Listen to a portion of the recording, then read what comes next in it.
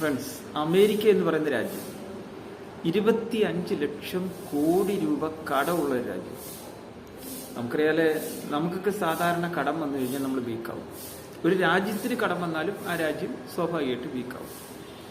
പക്ഷെ ഇന്ത്യയെ സംബന്ധിച്ചിടത്തോളം ഇന്ത്യക്ക് ഒരുപാട് റിസോഴ്സസ് ഉണ്ട്. ഏതെങ്കിലും തരത്തിൽ കടം വന്നാലും അമേരിക്ക എന്ന് പറയുന്ന രാജ്യത്തിന്റെ പണി എന്ന് പറയുന്നത് ലോകത്താകമാനമുള്ള രാജ്യങ്ങളിൽ എവിടെയെങ്കിലും പ്രശ്നമുണ്ടോ എന്ന് നോക്കിയിറങ്ങും, അതിനകത്ത് കയറി ഇടപെടുക, ലോകത്തെ രാജ്യങ്ങൾ തമ്മിൽ യുദ്ധം ഉണ്ടാക്കിക്കുക.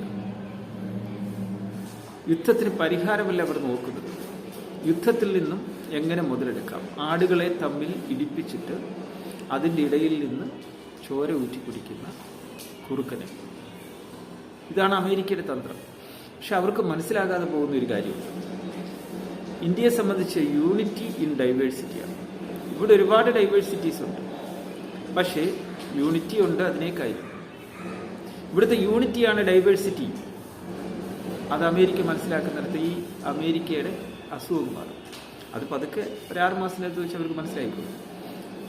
പതുക്കെ നമ്മൾ ഈ ഒരു നമ്മുടെ രാജ്യത്തുണ്ടാക്കിയിരിക്കുന്ന 50% ഒക്കെ നമുക്ക് ഭാവിയിൽ കാണാൻ കഴിയുന്നു. 140 കോടി ജനങ്ങളുടെ ഒരു കെട്ടുറപ്പാണ് ഇന്ത്യ. ഒന്നുകൂടെ ഞാൻ പറയാം, ഇന്ത്യയിലെ ഡൈവേഴ്സിറ്റിയാണ് നമ്മുടെ യൂണിറ്റി. ശരിയല്ലേ?